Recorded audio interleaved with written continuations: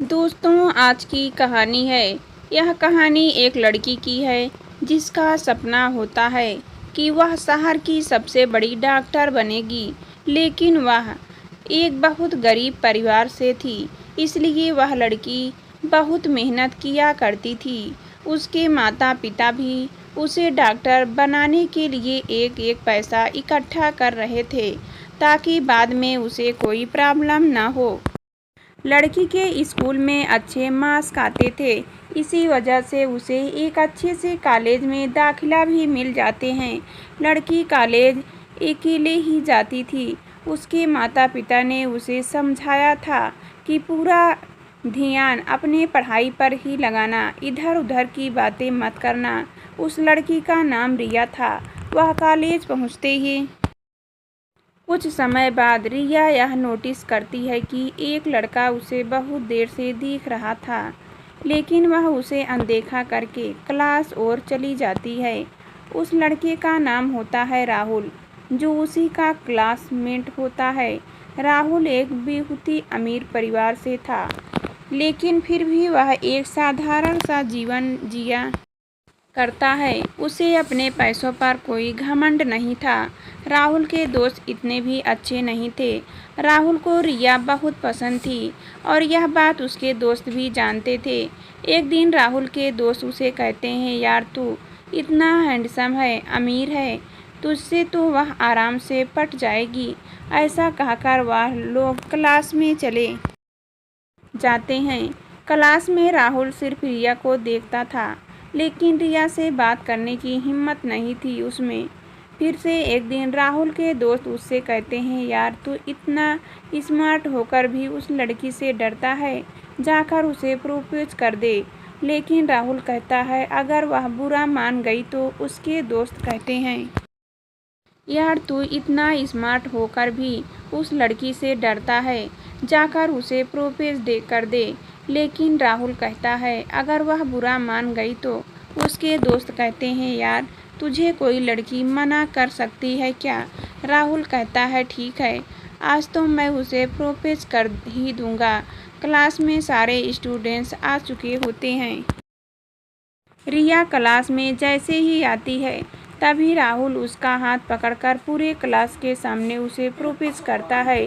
लेकिन रिया उसके प्यार को ठुकरा कर पूरे क्लास के सामने उसे थप्पड़ मारती है और गुस्से से कहती है, यह सब करने आते हो कॉलेज? यह कहकर रिया वहाँ से चली जाती है।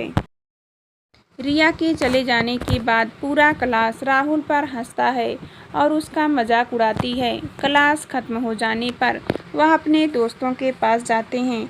राहुल ने जब यह बात उसके दोस्तों को बताई तो उसके दोस्त उस पर हंसने लगे।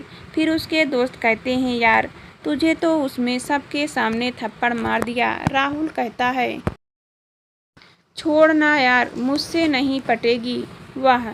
लेकिन उसके दोस्त कहते हैं, यार तेरी इतनी बेइज्जती हो गई और तू उसे ऐसे ही छोड़ देगा? अगर तू इतना कमज़ोर है तो फिर आज से तू हमारा दोस्त नहीं। यह कहकर राहुल कहता है, फिर क्या करूं यार मैं? उसके दोस्त कहते हैं, बदला ले उससे अपना। उसे अपने सुंदर चेहरे पर बहुत घमंड है ना, तो अगर तू उसके चेहरे को ही बिगाड़ दे तो तेरा बदला पूरा हो जाएगा। दोस्तों की बातें सुनकर राहुल वहां से चला जाता है, क्योंकि दोस्तों की बातें उसे बिल्कुल भी अच्छी नहीं लगी। उसके बाद से उसके दोस्त जब भी उसे देखते वह लोग उसका मजाक उड़ाते, उसे नामर्द कहते।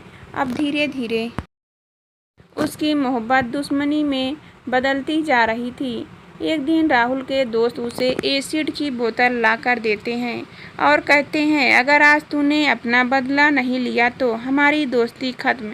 राहुल वह एसिड की बोतल लेता है और रिया के पास जाता है। रिया अकेले घर जा रही होती है, तभी राहुल उसके सामने बाइक रोकता है और उसके पास जाता है और कहता है, तुम्हें अपने चेहरे पर बहुत घमंड है ना, और इसी की वजह से तुमने सबके सामने मुझे थप्पड़ मारा था। रिया उसके हाथों में एसिड की बोतल को देखकर डर जाती है। राहुल अपने हाथों में एसिड की बोतल को खोलता है और बगल में पड़े एक पत्थर पर उस बोतल को फोड़ देता है और कहता है, तुम्हें क्या लगा कि मैं तुम्हारे चेहरे पर यह एसिड फेंक दूंगा?